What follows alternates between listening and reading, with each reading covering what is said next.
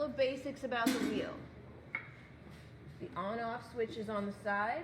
Some of them look different. Mine is just to switch it on and the light turns on and you're on, okay? It has a pedal. You want to put the pedal over here so you can reach it. Normally you're going to be going about this speed. It is like a gas pedal except that you don't have to keep your foot on it to keep it going, okay? So this is a good speed. You never want to be going this fast. Crazy things happen when you go this fast. And then when you stop it, just try not to slam that because it messes up the pedal a little bit, okay? So on and then slowly off. All right, this is a bat. So you'll need it to make your piece on, and it just fits over these pegs right here. This clay is wedged. When you wedge it, either try to get it into a cone or a ball. Just make sure it's not shaped like a square because that's going to be really hard to center. Okay, considering that my piece of clay is about this big, what I'm going to do first is just take my finger, I'm going to draw a perfect circle. Then I'm going to put this inside the circle, and that helps it to get centered.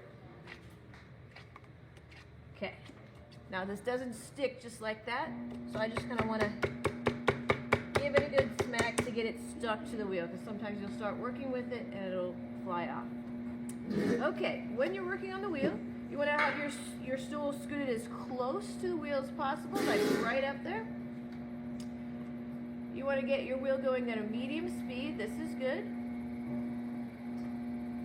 If you are right-handed like I am, you want your wheel to be spinning counterclockwise. Okay, if you're left-handed, you'll have it spinning clockwise, and there's only a couple of wheels that can do that. But it's a switch where you can get to switch and go the other way. All right, the first thing you have to do when you're throwing on the wheel, that's what it's called throwing, is to get it centered. So you see how it's wobbling right now, and you can tell that one part is kind of like off-center. So you can't do anything with this piece of clay until it's centered. So I'm gonna get a little bit of water, both feet on the ground, and I'm gonna put both elbows down on my leg, okay? So always in this position, never like this, because this helps your body to stabilize.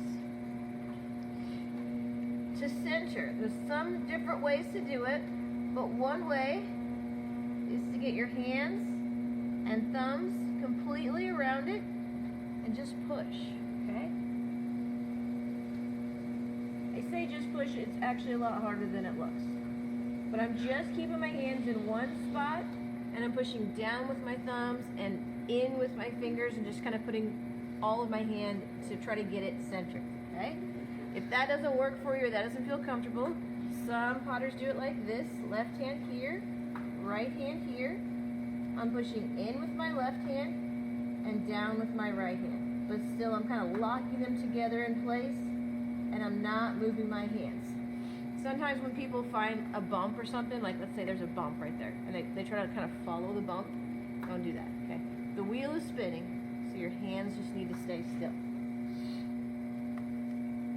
Also works sometimes, just taking the palm of your hand, pushing it forward, and it's like I'm trying to scoot it off the wheel.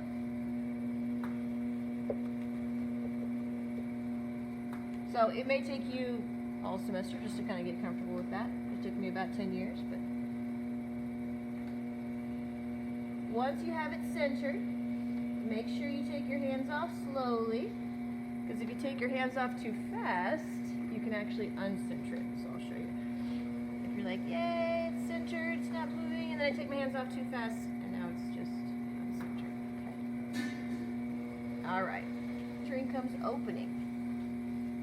Opening is when you put a hole in it. So I got my elbows down, I put my thumb right in the center, and I just drill down with my thumb. I'm gonna keep pushing down with my thumb. My thumbs are touching until I get about ½ an inch from the bottom. How do you know when you're ½ an inch? You can stop it, take your potter's needle, push till you're touching the bat, slide your finger down, and that's how thick the bottom is. So that's about as thin as you want it. It wouldn't go any further. All right, now that it's open, okay, this is technically a cup, right? You can hold some water, but this is way too thick.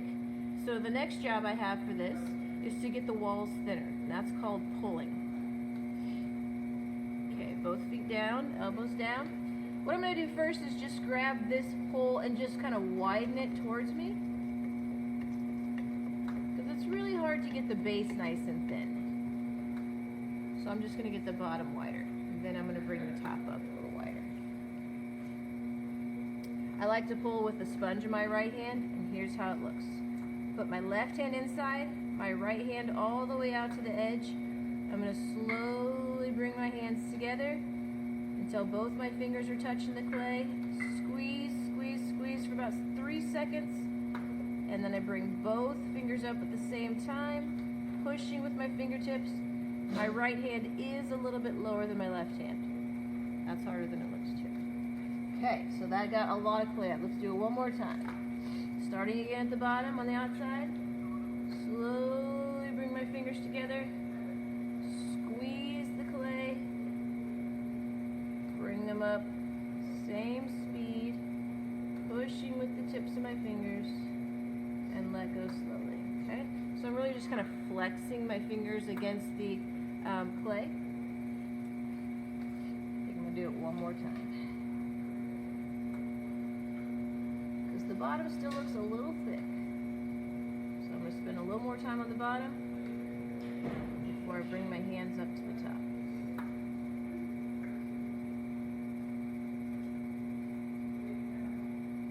Alright, now a lot of crazy things are going to happen while you're throwing.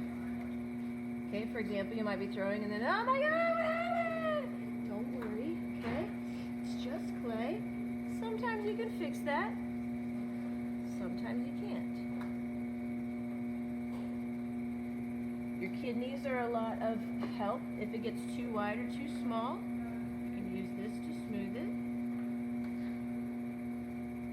and shape it. And if the bottom's still too thick, this is a great way to thin it out. I just take this end of my modeling tool, push it down, flip it over, put that down in the area that I created, and then just scrape all that extra clay out. Okay? So the key to this is just kind of having a steady hand and not moving your hands a lot.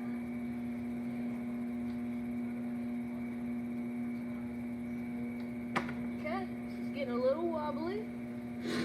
So if it does, sometimes you can get it back on center just by kind of trying to recenter it.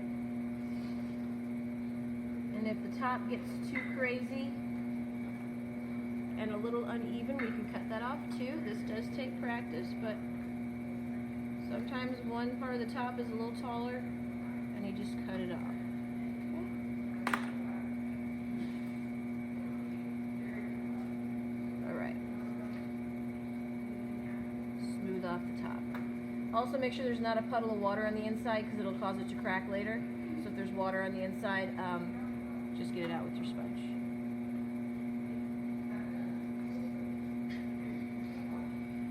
Okay, the last thing I'm going to teach you is, let's say I get a piece that I like and I want to keep it. How do I get it off? I'm going to take the cutting wire, and that's what these boards are for. They're for keeping your work on, and then you'll wrap it up in a bag. But I put a little bit of water here, take the wire, tighten it, run the wire through the water and underneath, and that gets some water underneath the clay piece. And then you should be able to slide it. Okay. Alright, now let's talk about cleanup. How do you clean up the wheel after you're done using it? You can use the tool to scrape off any extra clay.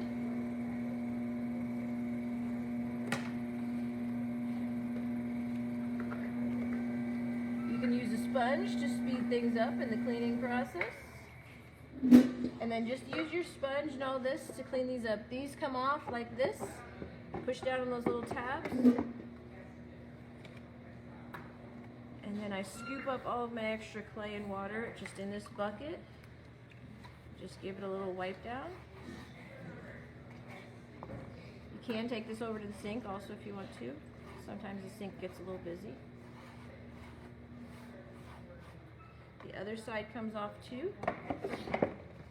It just kind of shimmies off like this.